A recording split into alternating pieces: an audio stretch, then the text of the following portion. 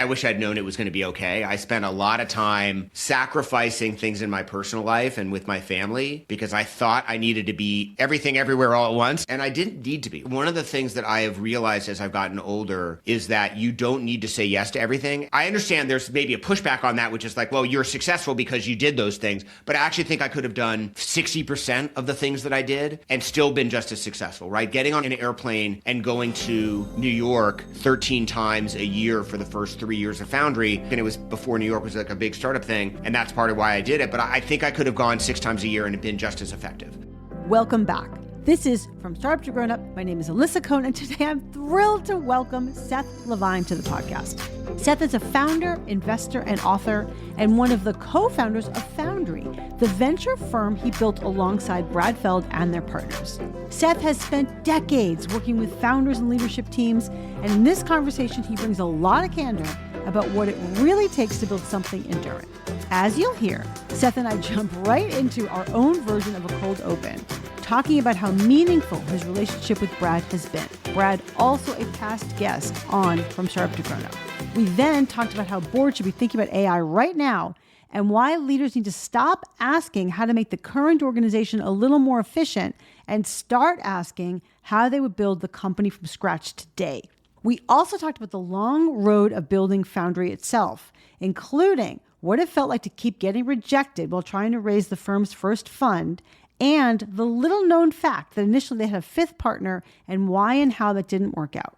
Seth also talked about productivity, the systems he uses to stay intentional about his time, what he wishes he had known earlier in his career, and the qualities he believes matter most in successful founders. This was a great conversation, super practical and super fun. So please enjoy my great conversation with Seth Levine. Brad and I have worked together for 25 years now, and we call each other on our BS all the time. Okay. And he's one of my absolute closest friends in the world, right? And probably outside of my family, the most important person in my entire life in terms of like the trajectory that my life has taken. Wow, I love that. Well, I'm not even going to cut this out. I'm excited to start the podcast this way. And let me introduce you to everybody. Did we just do the cold open and without even realizing it? We just did the cold open, exactly. This is Seth Levine, and you're a founder, an investor, and an author. And as you were just mentioning, you and Brad Feld, the famous Brad Feld, along with 2 other co-founders, co-founded Foundry, a very well-known VC firm, which made news in 2022 when you said you were not going to be raising a new fund. But I really want to jump right into the boardroom and right into AI, because that's something we're all talking about now. It's a never-ending drumbeat. How should boards be talking about AI with founders right now? Yeah, I love that question. And by the way, thank you for having me on. We jump right in. I love that. Great to be with you. We're very action-oriented here at Foundry, so that's great. Obviously, every board is talking about AI, and I think it's maybe the first question to ask, like, AI will never be worse than it is today. So as AI gets better and better, how does that help our business, and what is the threat to our business, right? And both those two things can be true, but I think that sometimes people like jump straight into, here's how we're using AI to whatever, juice development, which is sort of the obvious thing, everyone's using it in engineering, but they're not like taking a step back and saying, hey, as AI gets better and better, how does that help our business, and what is the threat to our business? So we're having that conversation. And by the way, that's a continual conversation, right? Because as we use the tools more and more, we get better ideas for actually what it can do. And by the way, as new models come out, the last set of models that came out, a month ago or so as we were recording this, they are way better, like maybe not quite an order of magnitude better, but like close to that than the last ones. And so it's important to revisit those questions on a continual basis and say, what is the opportunity for AI, but how does this threaten our business? And we have companies on both ends of that, right? We have a couple where AI is a huge threat to what they're actually doing, and others where it's a huge opportunity, and many sort of have a little bit of both, right? Right. Can you give us an example? You don't have to name names, obviously, but give us an example of a company of yours or a company that you know about, which is not pushing itself hard enough about AI. They're like, we're using it to juice development. It's fantastic. We're adding this AI, plug-in or something, but that you realize, wait a minute, it's literally reshaping the way people are buying. And a year from now, you're going to be out of business unless you rethink rethink how you're doing something? I mean, I will generalize to a lot of businesses, because what I would describe is I think there's probably 10 to 15% of companies just generally, and I think this is true in the Foundry portfolio, so be a little bit self-critical as we push our portfolio on this. And we actually have a working group inside our portfolio, is led by one of our portfolio CEOs, that's an AI working group, because I think people want to move themselves from what I'm about to describe as the middle group to the sort of the upper tier. But I think this applies generally pretty globally. There's probably 15 to 20% of companies that are really leaning into AI. They're using it to do more than just sort of be a co-pilot on engineering and make their engineering teams go faster. They're using it in ways that are a bit more fundamental. They're creating programs inside of their businesses. They're using it in whatever they expose to their customers to give them a better experience, to allow them to customize reports and data and, whatever it is that they're getting from their platform. So that's probably 20%. Then in our world, probably most of the rest are sort of like dabbling in it, but mostly using it as this sort of co-working tool, right? As something that enhances productivity and makes everyone, 30% better or whatever it is. And that's great. I mean, that can be helpful from an operating expense standpoint, et cetera. But they're not really thinking about how does it fundamentally affect our business. And then I think in the broader world, there's probably another, let's say 15 to 20% of businesses at the very bottom who kind of have blinders on, and they're just like, no, I want to keep doing it, the way that I've been doing. And I use it for sort of like enhanced search, essentially, right? Right. Which is, by the way, I think how a lot of consumers use AI. And look, all of this is okay, right? I mean, I'm sure you do as well. I get questions from friends and family about like, I'm using it wrong. And everyone talks about it being so powerful, but like, I'm not really doing anything with it. And I usually start by just saying like, we're not even I don't love sports analogies, which is what you say right before you use one. But like, we're in the first inning, but we're like, it's like the first batter, right? Like it's really early and it's okay. And I try to give people a little bit of grace around just like, however you're using it now is fine, but let's talk about how you might use some of these tools to be even more effective, right? And so I think it's okay. Now, when you're building a venture-backed company, I don't think that that's okay. I think you need to be moving into that top 20% and that needs to grow. And so we are pushing hard on our portfolio to be thoughtful about using it in much more fundamental ways. And by the way, we're doing the same thing at Foundry. I don't know if you want to go do a deep dive on what Brad's building with this sort of company operating system, but like I spend my days in the terminal window now on my laptop, like kicking off processes that, Cloud Code is working on, right?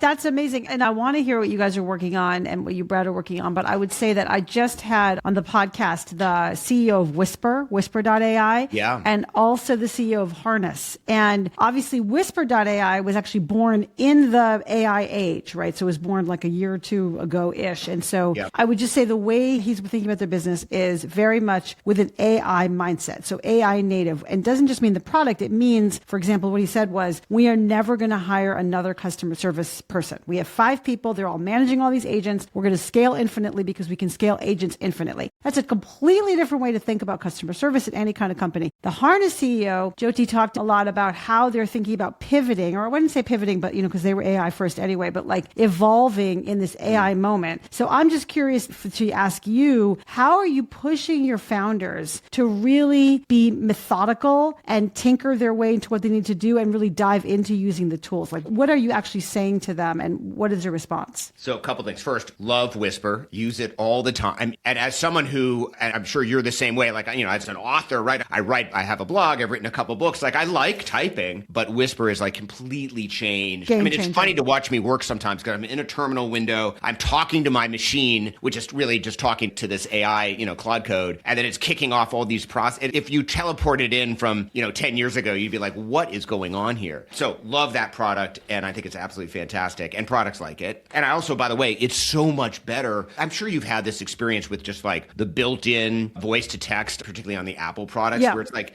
if there's a weird way to spell something, it will find it, right? You'll be like, hi, Susan, thanks for coming over. And it's like Siouxion. And you're like, it's never spelled that way. But Whisper, of course, can see if I say Alisa and I'm responding to something of yours, it'll actually see, oh, that's Alisa, not Elissa or whatever, right? So also formats it for you. I mean, it's shockingly good. And it learns, learns, it's a big right? Whisper commercial. Okay, good. Yeah, and as you make adjustments, it'll say, oh, I'm saving this as a preference. Anyway, so that is awesome. And I've already talked so much about it. I barely remember what you asked, but I think I can get back to the actual question. How you're pushing your founders right now, I would just say in a rigorous way to think about how they're evolving into being quote unquote so-called AI native? So you framed this question perfectly because you gave this example of like company that was born during the AI age, right? And it's funny, I just had this conversation with a company with a board, and it's a company that's been around for a while and it's large. It's a $70 million top line business. And at one point had, 200-300 people working for it. And we were saying there's a fundamental difference between companies that were started, let's say in the last 3 years, and companies that were started before that. And that's what you're describing. And the behavior that I think is the most important behavior to drive is if you were starting this company today, how would you actually do this function? Because I think what businesses tend to do is say, how do we make our customer service, and to keep with your example, more efficient? Okay, well, we've got 10 people that work on customer service. How do we add AI on top of that and make them a little bit more efficient? As opposed to saying, hey, if we were starting this business today, how would we think about customer service? Okay, well, we'd have 2 really good people in customer service who managed 15 agents of some kind to do it. I'm making that example up, but that is probably not that far off from the truth. And so instead of saying, actually, this is how we're going to revamp customer service, they instead say, how do we make our 10 people 30% more efficient? And I think those are 2 fundamentally different questions, right? I mean, it's sort of like the old HR question that we were all taught to ask, at the 90-day review, like knowing what you know about this person and this role, would you hire them again? But we tend not to do that, right? Companies like to make incremental change because it feels uncomfortable, I guess, to make more radical change. And this is the conversation we had in this boardroom because the CEO is very, very AI focused, in part because their business got pretty disrupted by AI. It's a market research firm. And he was basically saying, I don't want to be incremental. I actually want to ask the question, how would I do things fundamentally differently? In his case, and I'm not saying AI needs to mean that, take 50% of the people out of your business, but he basically took the business down to like half of its employee size, including firing his head of engineering and his head of product because they just could not wrap their hands around these AI tools. And again, he was deep in this and he was vibe coding himself and things like that because he was like, this is how I'd build the business today from the ground up. I mean, obviously, again, in this case, we're, like rebuilding the plane a little bit as we're flying it because it's a big business, as I mentioned, and it's growing. But he asked that question. I think that's really hard for people. And by the way, it was difficult, obviously, for the people that ended up leaving. They just did an offsite. He sent me a couple videos from the offsite. The energy of the people in that room, the people that are really embracing this new way of work, it was infectious. Like I got excited just, watching these videos that he sent me over text yesterday. So that's how I think about it. That's powerful. It sounds like he didn't fire his head of engineering because the head of engineering was superfluous. It was more like the head of engineering was dragging his feet in making this change. 100%. He's replacing the head of engineering, but the head of engineering was like, hey, how do we add co-working tools to make each engineer 30% more effective, as opposed to saying, if I was going to build an engineering team that needed to both support this existing product, but then also work on these new tools, how would we do that? And how can we actually create these new tools? And the experience the CEO was having was he was off on the weekends coding up new things that ended up getting put into production. He's like, why can I do this in a weekend and you guys can't, do this in 3 months? And he needed to find someone else who really embraced that. And look, I get how challenging it can be for people to embrace AI. And I'm sure you and I could think of examples where we were slow to adopt some of the new tools because it's just like, I'm just used to doing things. Oh, yeah. Yeah. Workflow is just your normal workflow habits are very insidious, actually. Yeah. And they really keep you stuck in a way. And I imagine as a CEO coach, that comes up all the time, right? People get stuck in how they do something and it's just hard. I mean, I think that's the power of coaching, right? Is you get someone from the outside saying, why are you doing it this way? Like that, you just told me that it doesn't make any sense. So, you push them on that, right? I'm sure that's a huge part of your practice. Right, totally. And it sounds like to me that one of your biggest pieces of advice for CEOs right now would be to ask the question, if I was starting the company from scratch, what would I do differently? And probably who would I hire differently? Is that right? Is there more advice you would give CEOs right now? I would change that statement slightly, Alisa, because I think this is important. When you ask someone what they would do differently, they anchor on how it is now. Yeah, great point. So I would actually, when I have this conversation with CEOs, no, if you were building this from the ground up, how would you build this, right? Yeah. What would this organization look like? It's funny because we often would ask CEOs to do an exercise. I'm sure you do this in your practice as well, which is like, hey, 18 months from now, give me your org chart, right? What will it look like as you scale and get bigger? And that that was to put people in a mindset of like, okay, do I have the right people in the right boxes? Suddenly you've got someone and they've got 20 people in their organization and it spurs a conversation about, hey, can that person actually scale to that? What we're talking about is like fundamentally different, even more radical than that, which is sort of saying, hey, I'm just going to build a business from scratch that does the thing that we do. And at our size, 10 million, 20 million, whatever it is, how do I actually orchestrate and how do I think about that org structure? And that I think is a really powerful exercise. Yep, I love that. It sounds like what also you might advise CEOs, and tell me what you think about this, like the founder you were talking about does, get your hands dirty with the tools. That's something that I really encourage people to do so they understand themselves, the power, the use cases, but also limitations right now today of what's going on out there. Do you agree? I think you have to, right? I mean, I think, and look, I get the fear of it. Like I was not thinking about jumping into Claude Code because I'm not really a coder. And I was like, I don't know, maybe that's a bit too much. Now, one, I think that was a mistake anyway, right? Like I should probably have been using it before. Anyway, I decided to do it and it's been a really powerful experience. Now I have a better sense for like, what does it mean to vibe code? Like, what does that actually look like? How do I architect, how do I connect Claude Code? The amazing thing about these tools, by the way, and I'll pick on Claude just because I know it the best, is when you get stuck, you just ask it what to do, right? Like I'm trying to update something or, I'm trying to like, whatever, figure out how to connect to Asana, let's say, right? That was something I did early on because I like to manage my tasks to Asana. And it turns out I can both push tasks to Asana from Claude, but I can also ask it to go grab a task from Asana and then do it. And I didn't know, I was like, I don't know how to like get this set up. And I was starting to like do some web, like what do? You go to the web and you research it. And I was mentioning this to Brad and he was like, don't go to the web, just ask Claude how to do it. And so I went in and I asked Claude how to do it. I was like, oh, here's what you need. And it walked me through it step by step, and it was like, do you want me to do this? Do you want me to do this? And I was like, yes, yes, yes, yes, yes. And like, I don't know, 2 minutes later, I had Asana connected through Claude. Remarkable. It's really incredible. We are definitely going to move away from AI and talk more largely about themes. But before I leave this topic, I want to ask you, what are you advising your kids to do now? Because you have two, high school age kids? Is that right? I have 3 kids. One is still in high school. 2 are graduating from college this year. Okay. So, yeah, I mean, it's interesting, too, because one of them is an artist. So, some of her classes, I mean, she's taking non-art classes as well. But some of her classes, she's literally creating things with her hands, which I love. And I think it's maybe a little bit AI resistant as well. Like good, art, especially sort of 3D art, is not easily replicable with AI. But, I think, and this is the advice I'm giving everyone, like lean into AI. I show them what I'm doing. This is what you can do with AI. And I'm happy to set you up on some of these tools that are a bit more advanced. It's funny, when the girls were first years in college, one of them, their school said, you can't use AI. And I sent a note to them basically saying, like, this is completely effed up. Like, this is not okay. And I want you to know, I'm telling my kid they should be using AI. And if that's your policy, then we should find a different school. Because you're not training people to be prepared for the world if you're not teaching them how to use AI. I think it's incredibly important. I'm a trustee of my college where I went to McAllister in St. Paul. And one of the other trustees and I have been really leaning into AI for this exact reason. We actually had a group of professors from school go out to Palo Alto with us and really like have a 3-day retreat on how to use AI. We had executives from LinkedIn and Google and Microsoft, a bunch of other places come in and present and just show them the tools. And then we had lots of discussions about how do we integrate AI, not just into the classroom, but also in their own work in ways that are correct and authentic and things like that, that aren't like replacing feedback, let's say, that a professor might give a student, but augmenting it in ways that are, are powerful and help them scale the work that they're doing and have more impact with their students and their teaching outcomes, right? Which is what they care about. Yeah. And so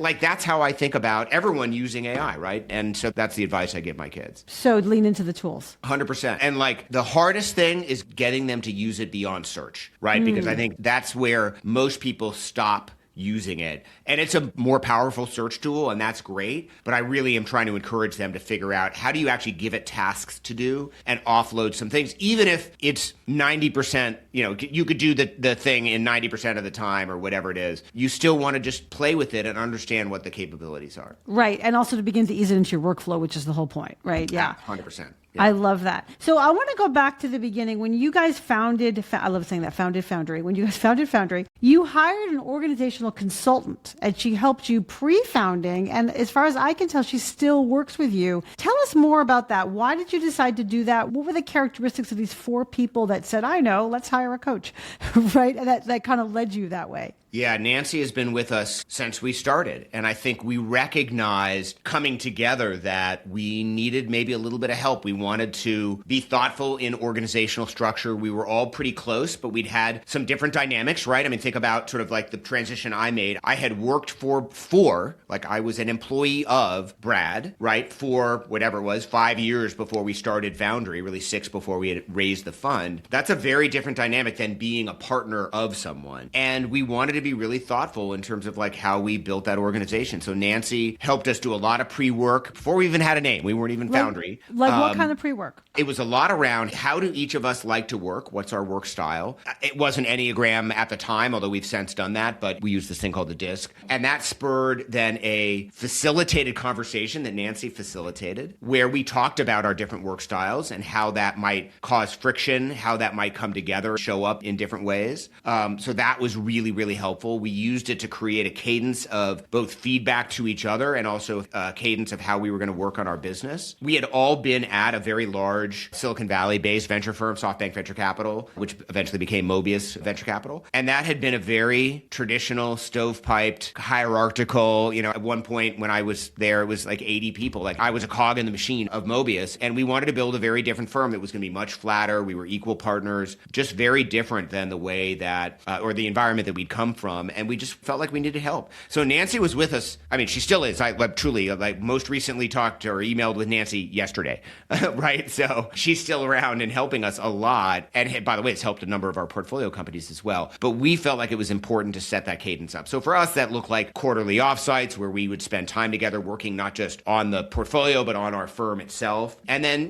lots of sort of social time together. That dynamic has changed, right? When it was the 4 of us, it looked one way. Now Jason's retired. And so now there's a new partner. So that dynamic has changed and we're at a different point in our lives as well, right? We're not like vacationing together in the same way that we used to and things like that. And of course, we came into the new partners with existing relationships. And that probably made it even more important to have Nancy involved because we had several of us that had been very close friends for a really long period of time. And then we're bringing in some new people. I think coaching is really important. And just personally have used coaching several times in my life to help me be a better version of myself. One was organizationally with Nancy, which is ongoing. Another was, and we can talk about it more if you want, but I broke 15 years ago. I was like, I cannot scale. This is not working. And I hired a productivity coach and he really changed a bunch of fundamental things that I was doing in my workflow. And then the last is, what's that? Sorry, I didn't interrupt you. I want to hear the last, but what did you change? The last is now. Yeah. Because Foundry's going through this transition. You mentioned it earlier, but we're not going to raise another fund. I'm old, but not that old, right? I'm in my early 50s. I've got a lot of energy, as people can probably already tell. I'm not ready to just sort of walk off and be done. And I feel like I've got a lot more to give back. And so I want to be thoughtful about that transition and kind of the next phase. I have a couple of ideas of things I might do. It occurred to me that maybe it would be helpful to have someone kind of help me do that. But I'm also trying to be thoughtful about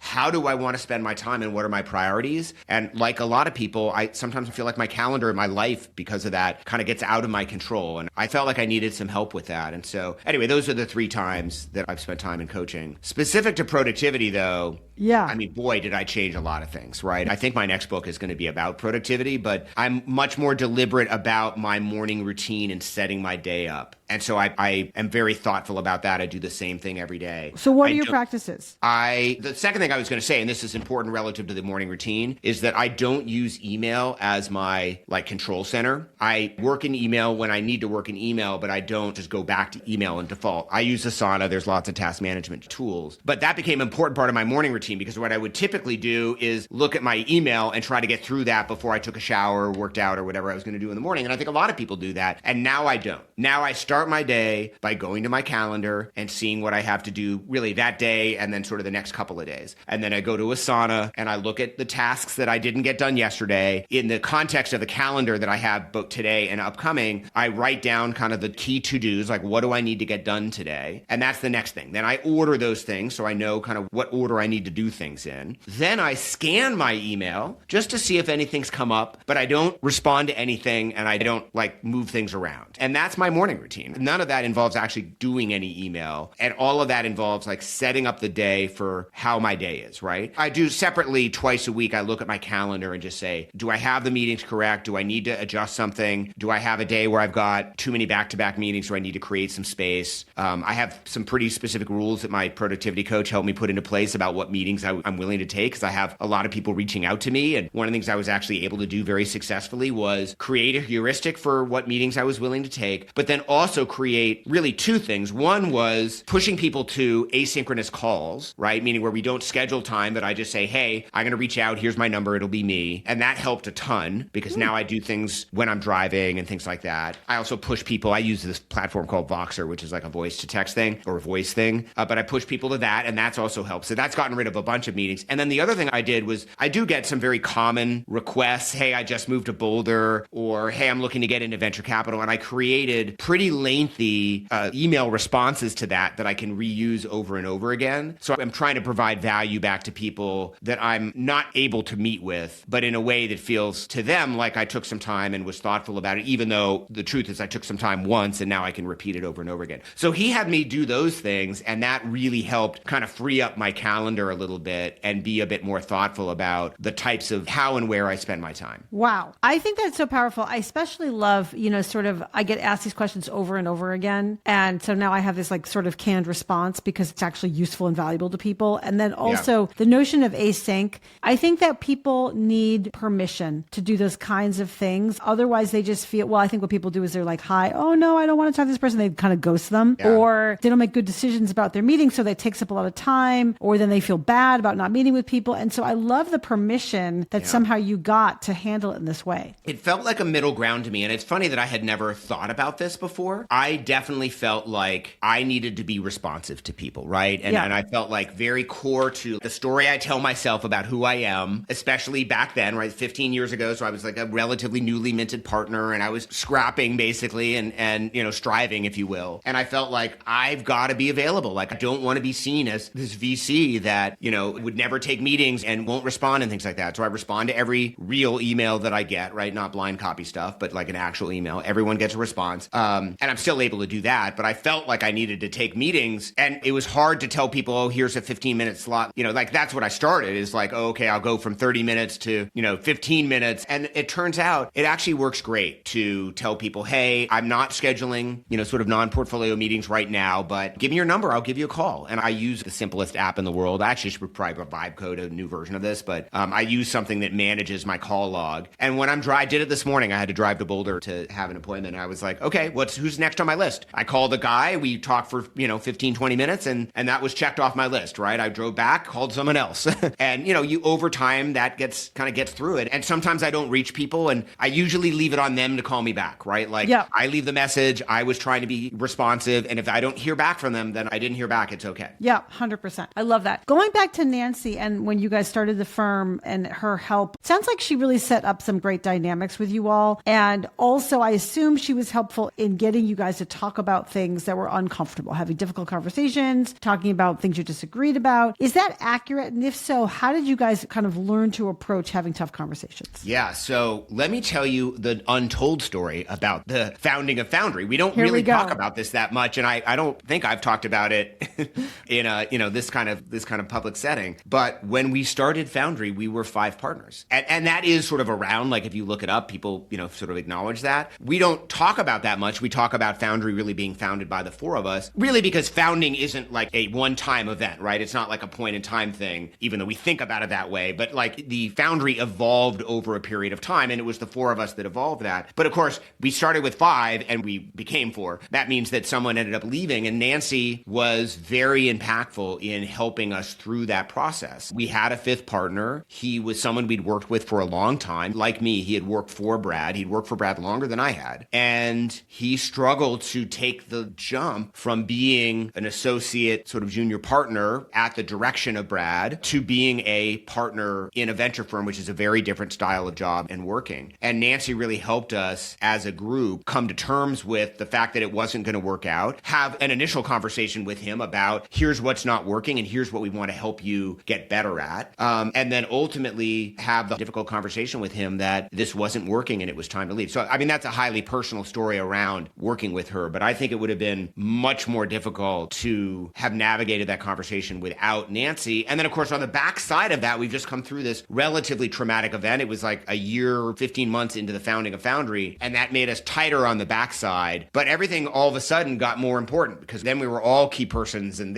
things like that. And we were like, hey, we really need this to work out. And so that was, I think, again, having her along for those difficult conversations was really important. That's powerful. If we were in the room watching you have this conversation, the first conversation with this person saying, hey, it's not working, what would we have heard? Yeah, we prepared for it. So the actual first conversation was just me to him because I was the least threatening, I think, to him. And I don't know, I'm actually happy to have difficult conversations. I feel like it's part of my superpowers. I'm okay with that. And so I often end up having to do that on boards I'm on and things like that. But she helped us prepare for the way in which you describe that, as you know, as a coach, is really important because it can't seem like we needed to talk about the job and what was expected and not about the person, right? It wasn't a personal failing that it wasn't working. It was, these are things that we need or that we want from you and that we think are part of being a partner. I still have that file, by the way. I did sort of it's still on my Dropbox. So that's what that looked like. And then there were some interim conversations because we used to do at the end of the year in a venture firm, you've got, sort of an unused pile of cash, right? Depending on where you were against budget and things like that. And we used to have a very deliberate Nancy facilitated method for doling that out. And for the first funds, we allocated a very small portion of our carry and then we allocated more over time annually. And so she helped us work through that. And that 1 year that he was still a part of the partnership, that was a pretty difficult conversation because we were like, well, you're not doing the things that we feel like you need to be doing. And so we had a very difficult conversation around his allocation to that. And again, I think Nancy helped us, frankly, have the guts, if you will, because I think we could have easily defaulted. By the way, there wasn't much money left over. It wasn't like a big number. It was the symbolism that was more important than anything else. And I think we could have easily just defaulted to look, it's early, let's just split it, whatever. And she really helped push us on no, that's not what you're saying. That's not she helped design the exercise we went through to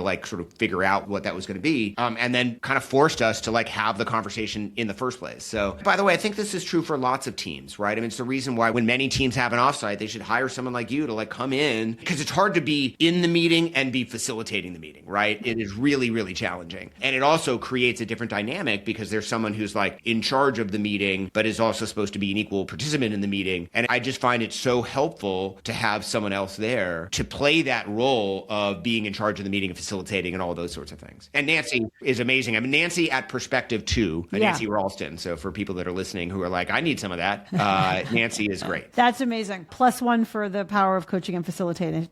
It's amazing. But Seth, I want to push you a little bit. What words did you actually say? I think that people, are willing and able to okay, I know I have to have a conversation, but what do I say? And in my book, From Startup to Grown Up, I have 11 scripts in the back of the book to help people have these difficult conversations. And I think it's so important to be able to get your mouth around the words. So can you role play for us actually that conversation? Yeah, I started with, hey, we need to have a hard conversation. And I want to acknowledge that it's going to be hard. I'm not asking you to react in real time because I'm not looking for that. I think it's important that you have a chance to think about what we're saying. I've written it out and I have a copy of that. I'm going to give it to you when we're done.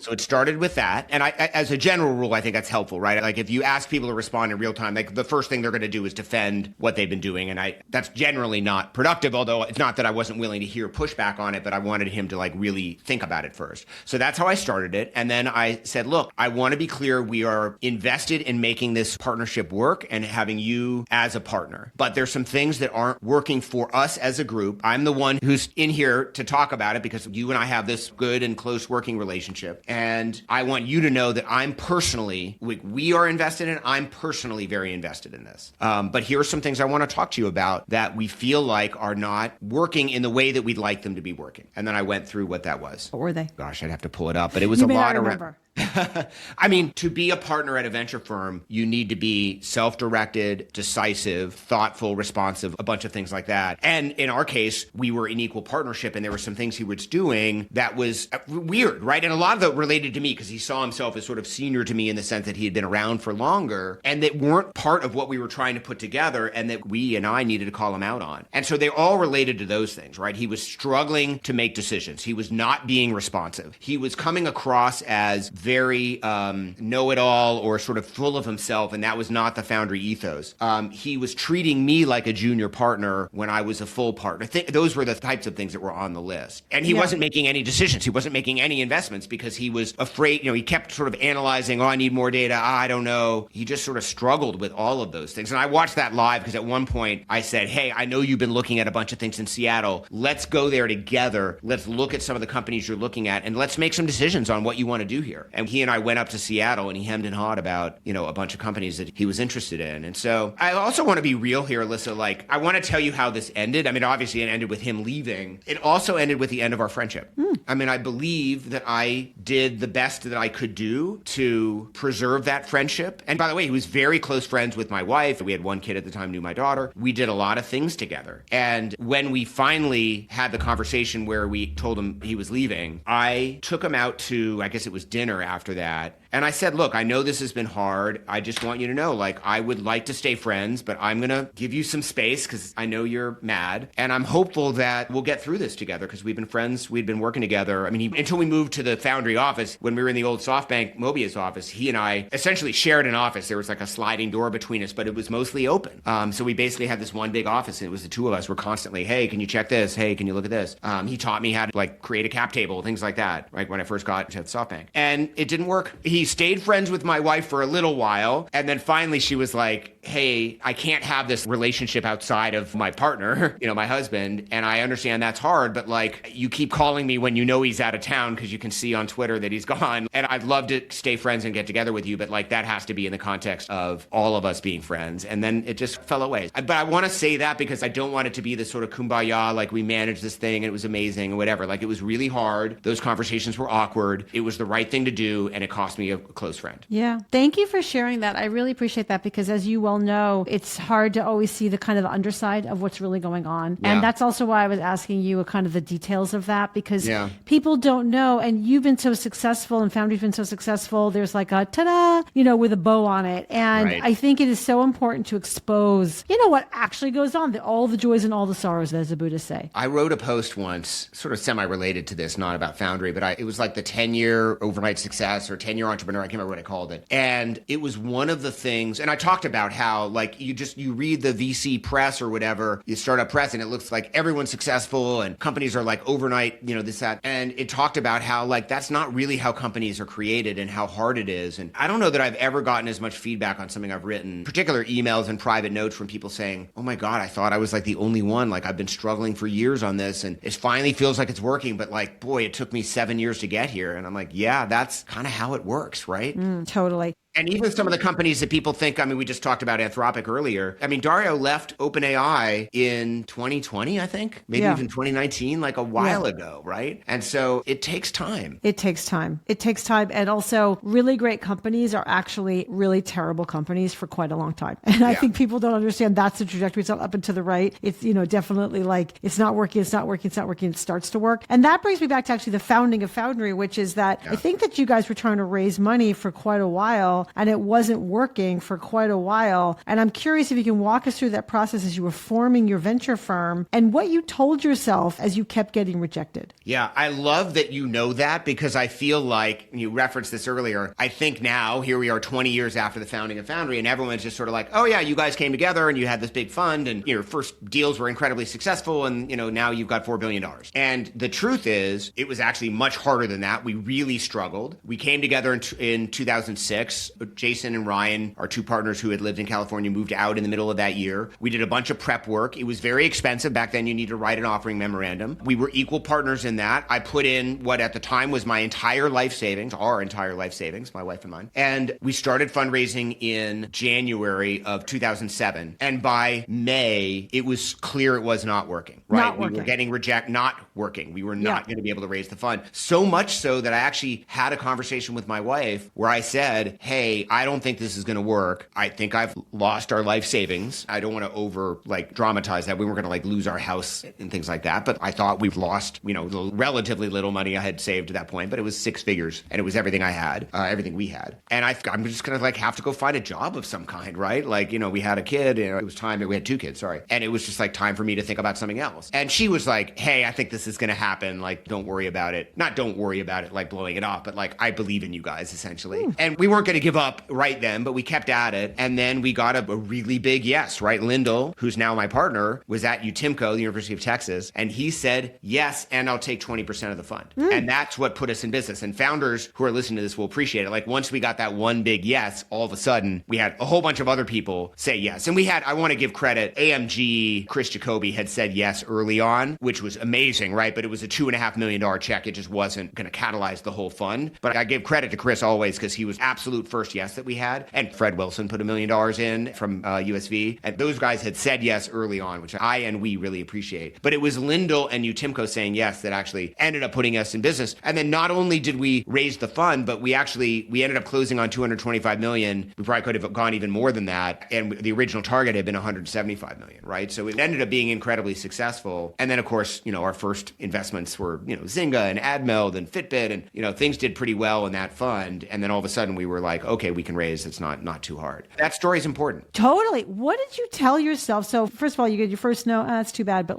then you're kind of realizing it's a stream of no's to the point where you actually tell your wife, I don't think this is going to work. By the way, nice for her to believe in you. I'd love to hear what that meant to you too. Yeah. But what did you tell yourself that allowed you to keep going? Yeah. I think this is where it's been helpful to be very close, to have had some context, right? We didn't just start working with Nancy. We had already been working with her for probably a year at that point. And we basically said, we believe in ourselves and we believe we can do this. And, we're going to give it more time. And I can't remember exactly how we said it, but I want to say we said, look, we're going to keep, and this is very Brad, right?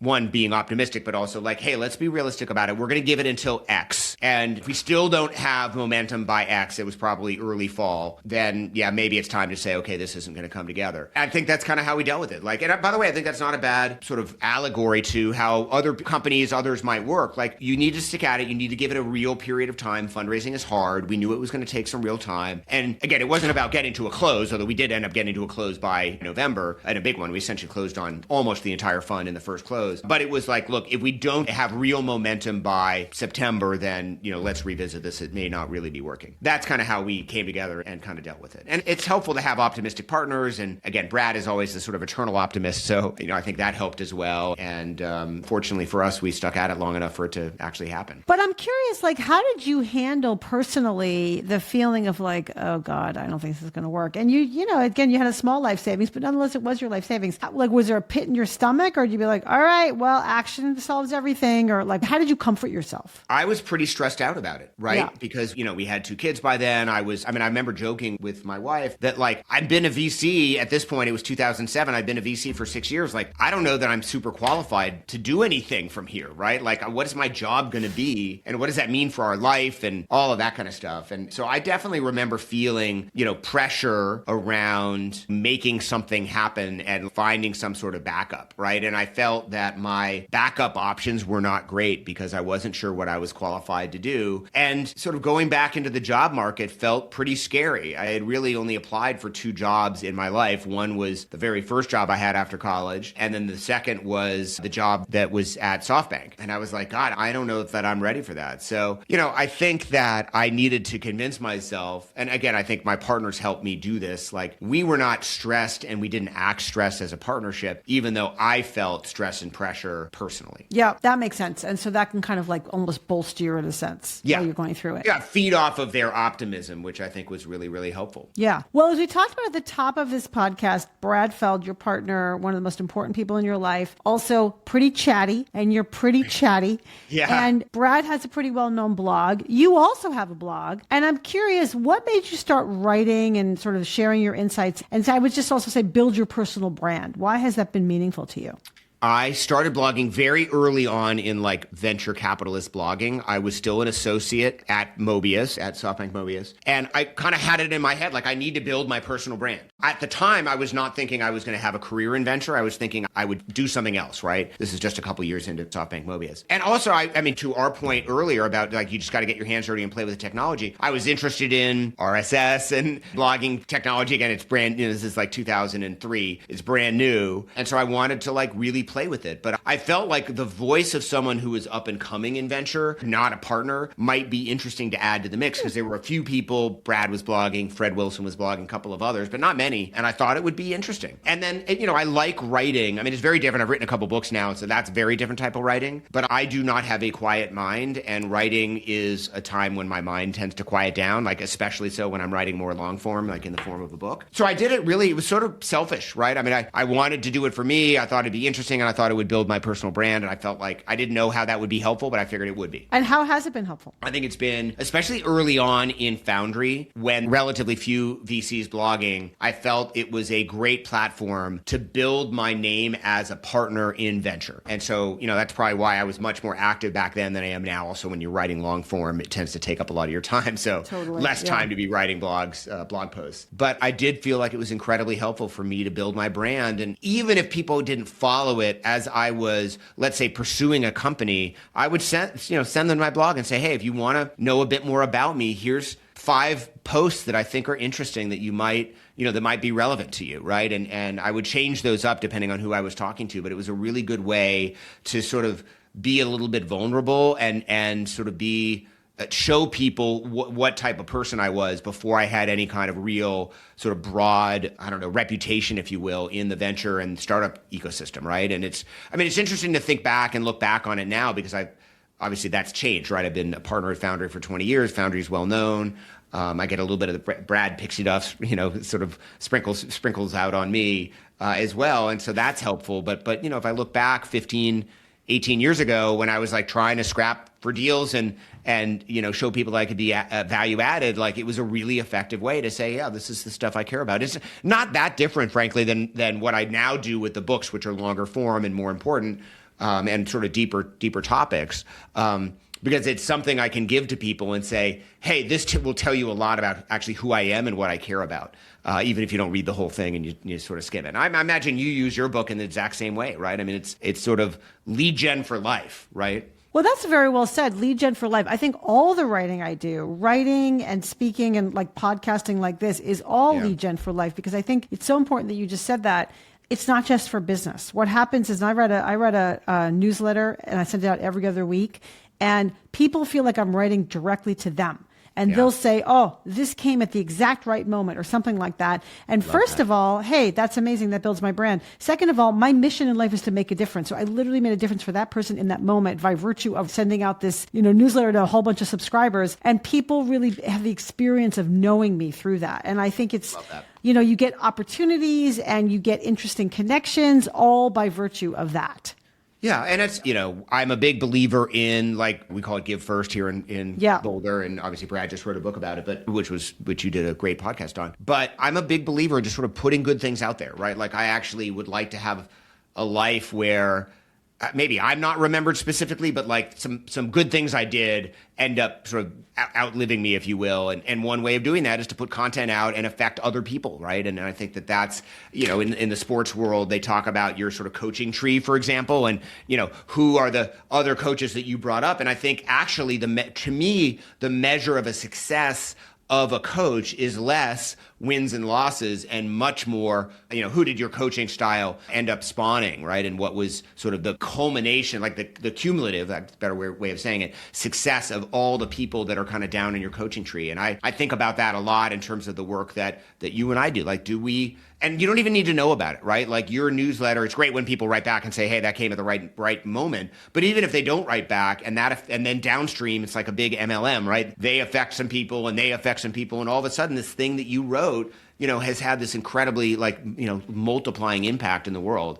Love it's that. So true. Yeah, it's so true. And the same is true of my book, and I'm sure the same is true of your books too. And you just came out with a new book, which I think is really interesting. It's like a rethinking of capitalism. So let's spend a little time talking about that. Tell us about the premise of the book. Yeah. I co-authored a book, or two books, actually, with the same person, Elizabeth McBride, friend of mine. By the way, to be clear, co-writers, not like a ghostwriter. And this new one is about sort of the evolution of capitalism. I was at a dinner in New York with actually the same company that I was telling you is sort of really embracing AI very differently. And this was a number of years ago, probably 5 years ago. And the CEO, it was just me and the management team sort of at the end of the dinner. And the CEO said, hey, we're being asked to comment on all of these sort of social things, social issues of the day. What should I do? And, would you accept a lower return for, us like living a set of values? And I thought it was a really interesting question. So I took it to Elizabeth because I share, she and I have a very close relationship and I share interesting ideas with her. And it was one of those questions that sometimes people ask you something, it goes in 1 year and then you're like 2 days later, you've forgotten it. I'm like waking up in the middle of the night, still thinking about this like a week later. So that's when I took it to Elizabeth, and Elizabeth is a journalist. And so her first instinct is like, hey, let's talk to some people about this. This is pretty interesting.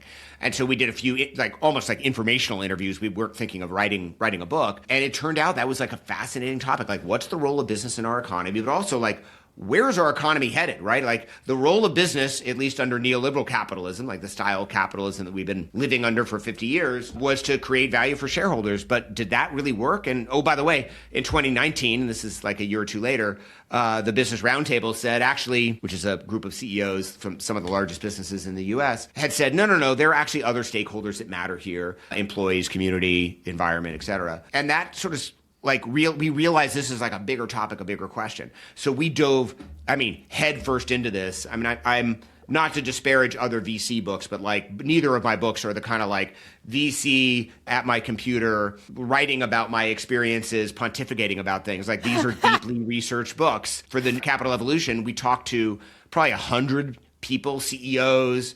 academics, people kind of up and down the sort of corporate food chain, corporate ladder, a bunch of sort of businesses you probably never heard of, but that were working on innovative models, other investors, Pete Stavros, for example, at KKR, Jamie Dimon from JP Morgan, like lots of, Dan Schulman, who's now the CEO of Verizon, he was the CEO of PayPal, Lisa Green Hall, who basically invented impact investing, like people like that. So very deeply researched. And the book is an exploration of like, where have we come from? What does capitalism look like? Not just in the last 50 years, but what did it look like before that in the golden age of capitalism? What's working and what's not working? And then where do we go from here? And we outline sort of some ideas about where we might go. I would think of it more of like a thought piece. Like it's not super prescriptive. We've got some ideas for what the future looks like or what the future could look like. Yeah. But we describe this choice, right? We're in this kind of messy transition. We've sort of moved away from neoliberalism to what it's unclear. But this sort of like economic reality is affecting everything in our lives right now. And it's obviously permeating politics.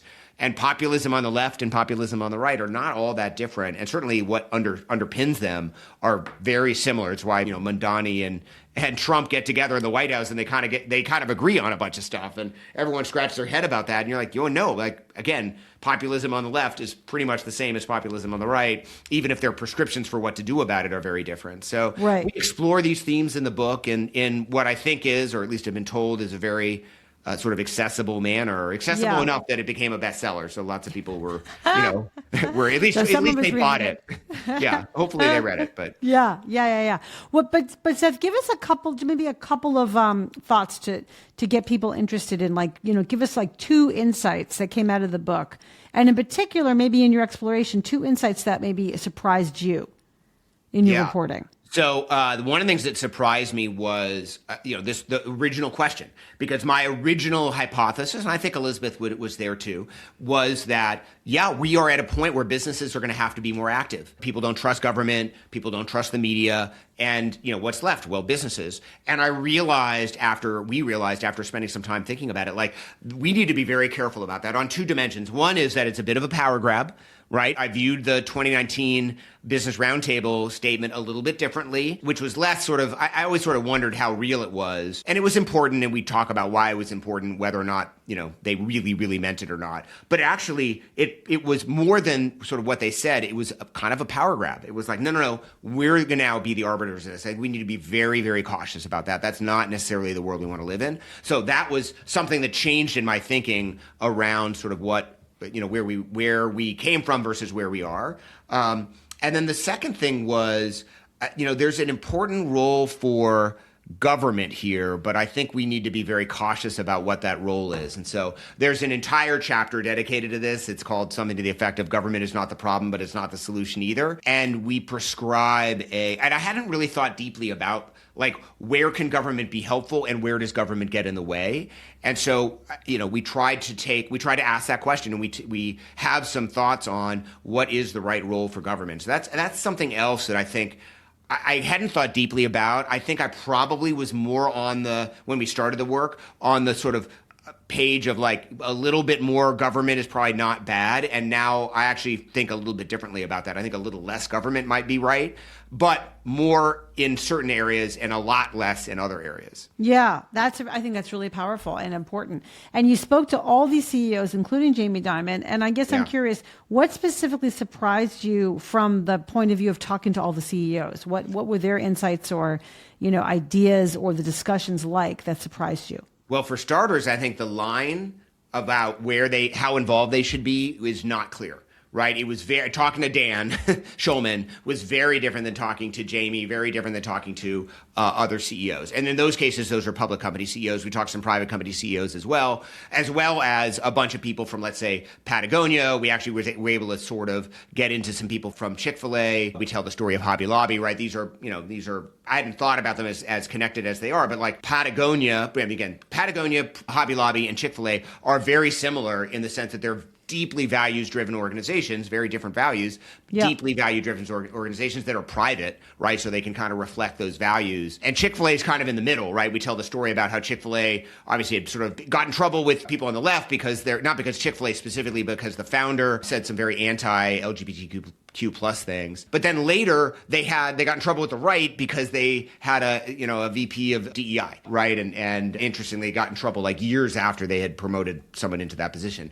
And so they're kind of dealing with it from both sides, which I think is actually illustrative of you got to be careful about your bedfellows. But anyway, we tell stories like that really speak to the sort of diversity of opinion about how and where companies should be involved. Jamie said something interesting to us, which at first I thought was kind of BS, and we pushed him on it, and I still didn't really believe him. And then the more I thought about it and the more people we talked to, I actually started to more embrace this idea. But he really tried to differentiate for us values, expressing a set of values, and politics, which is overtly getting involved in sort of U.S. politics, right? And I think some have maybe criticized Jamie for perhaps not speaking out on some issues that they feel like he should speak out on. But I think that's really Jamie sort of saying, look, I don't actually want to get pulled into politics, as he said, don't get weaponized, right? He's watching some fellow CEOs get weaponized by one side or another who are very fast to sort of turn what you're saying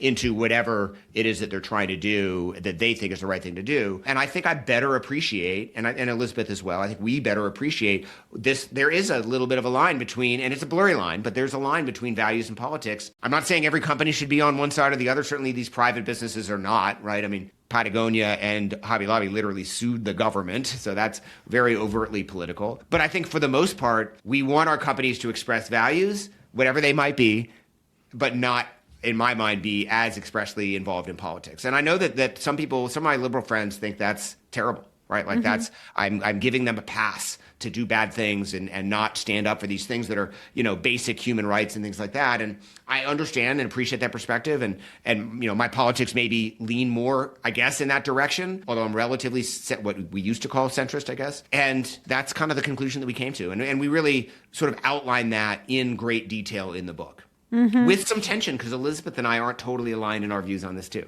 Yeah. I think what is important about it is that it is a very readable book, and it's also really a thought starter and a conversation starter for people to sort of explore their own thinking. But Seth, this podcast is called From Startup to Grown Up, so I can't let you leave as we wind down here without asking you about your observations about what makes a successful founder. So you've had a long career investing in founders, being around founders and startups, and I am just really curious, what have you synthesized or pulled out that are the top characteristics that will tell you that a founder will be successful? Yeah, so I think it's a couple things. I think it starts with a deep curiosity. I think they put humility over pride, right? I think being humble, approaching the world with humility, being coachable, being able to get feedback, it's hard, right? I've certainly struggled with, I think I'm better at this than I used to be. I think I was, when I was younger, I was very stubborn, and I'm probably, if you ask people around me, I'm still pretty stubborn, but I think it's really important to be open to that feedback. And I think that they are, generally speaking, the most successful founders we work with are somewhat, I'm going to say driven, not obsessed, but somewhere between that driven and obsessed line of the thing that they're doing, right? Because it's not a 9-to-5 job. It needs to feel like a mission, right? It needs to feel like something that you are deeply, maybe passion is a better way of saying it, deeply passionate about. So I think those are the things. You're curious, you're passionate, and you have humility, humility versus pride. I think those are the characteristics of most successful founders. Not everyone, right? There's some examples of some deeply not humble, very successful founders. So there's not one formula, but that's the formula that's worked for us. And certainly it's the type of person that I want to work with, right? I look for that in our founding teams because that's the kind of person that I want to spend the next 10, 12 plus years with, right? I mean, the venture exits used to be 5 or 6 years, and it was 7 or 8 years. Now it's, 10, maybe even 15 years. Yeah, it's a long journey, that's for sure. Just a couple of more questions. What do you wish you had known earlier on your journey? I wish I had known that, I wish I'd known it was going to be okay. I spent a lot of time sacrificing things in my personal life and with my family because I thought I needed to be everything everywhere all at once to paraphrase the movie. And I didn't need to be, right? I think it's as one of the things that I have realized as I've gotten older is that you don't need to say yes to everything. And I understand there's maybe a pushback on that, which is you're successful because you did those things. But I actually think I could have done 60% of the things that I did and still been just as successful, right? Getting on an airplane and going to New York 13 times a year for the first 3 years of Foundry, I did a bunch of things in New York, and it was before New York was a big startup thing, and that's part of why I did it. But I think I could have gone 6 times a year and been just as effective, right? And I think that I didn't understand that. I didn't realize that. And I also was not maybe sort of kind to myself in every sense of that word, right? I pushed too hard. I was gone too much. And then when I was gone, I felt like I needed to be at everything. And so I would have these days where I was out at a breakfast at, 7 a.m. and then, meetings all day and then drinks before dinner and then a dinner thing and then an after dinner thing. And I realized, and this is how I travel now, I don't always need to do that. Sometimes you just need a little bit of self-care and kindness, and it's okay to take an evening where you either don't go out at all or whatever. So I think that's something I really wish I had been more thoughtful about, right? Which is where do I need to be and how do I architect this to be better to myself? And I love that people are talking about that more and more, whether that's making sure you have time to exercise or meditating in the morning, or maybe not. I don't really drink when I travel anymore because I found that I can show up better, and it's just better for me and my person to not do that, right? When I'm on the road and I'm already, my body's already a little bit stressed because I'm moving time zones and things like that. I'm not saying that everyone should do that, but I just those things worked for me, including scheduling some time to work out when I'm on the road and things like that, and just being okay with that, right? And saying, no, I don't have to do those things. Now, some of it is my kids are older, and so I'm, it used to be I would go to these New York trips and I would, I'd fly in, late one night or early the next, early in the morning. Sometimes I took the red eye from Denver, which is terrible because it's like a 3.5 hour flight. And I would just I would run hard for 2 days and then I'd fly home and I'd get home at 1 a.m, which is really 3 a.m. New York time because I wanted to be home as much. And so I recognize that I get a little bit of time back to me because I can stretch that out another day, or maybe my wife can go with me, or, my kid, 2 of my 3 kids are gone from the house and the other one's in high school. So I feel less pressure around that. But I think I could have figured out, again, if I wish I'd traveled fewer times and maybe extended those trips by 12 hours to be more kind to myself. Yeah.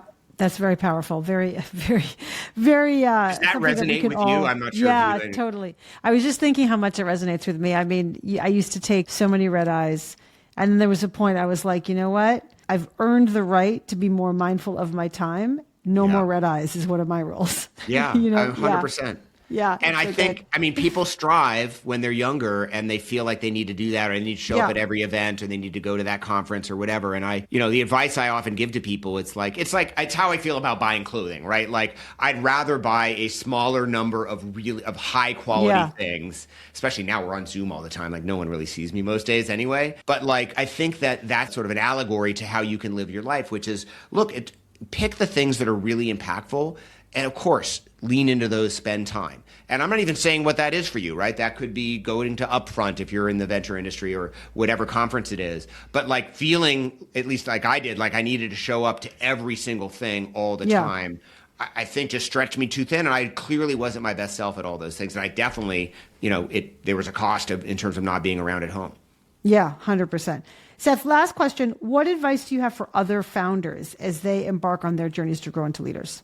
Well, there's two things, and they might sound antithetical, but they're not. One is be bold, right? Like, I love and appreciate this concept of boldness. I love the word because I think it's sort of like this all-encompassing, and it can mean different things to different people. You can be bold in different ways in different contexts. But the second thing is breathe. Like, I think sometimes, and again, maybe I'm just projecting kind of my earlier self, but like taking a minute. I do this all the time, right? Like, when things get a bit busy and it's better to be 1 minute late to your next Zoom or whatever it is, like, take a second and like literally breathe. Take a couple deep breaths in and it'll all be okay, right? And I feel like that's just helpful advice. I actually think those two things marry nicely together, even though they might sound a little antithetical. I love that advice. No, I love that advice. I do agree with you. I think it's like, once you are breathing, you can then be bold. That's the point. It's like, take a breath, take a pause, be intentional. That allows you with the energy and the space to be bold. I love that word, intentional, right? Intentionality. I think and I feel like this sometimes. I describe like my calendar, for example, often getting out of control. And I think the issue is I feel like I am not being intentional when those things happen. And if I can take a step back and be like, no, I'm going to be intentional about this. And when my days get busy, but I've been intentional, I have a very different reaction to it than when my days are busy and I just feel like I'm getting pulled by other people, right? And that agency, that intentionality, I love that way of thinking, Alisa. That's great. That's great. Seth, I could talk to you forever, but I'm going to let you go. This was such a pleasure. Thank you for joining me today. It was really great to talk to you. This was super fun. I could keep going as well. This has been really great. Thanks for listening to From Startup to Grown Up. If you like what you heard, give it a review on Apple Podcasts so other people can find it. And if you know of a founder or someone else who is meant to be on this podcast, drop me a line through my website, alisacohn.com.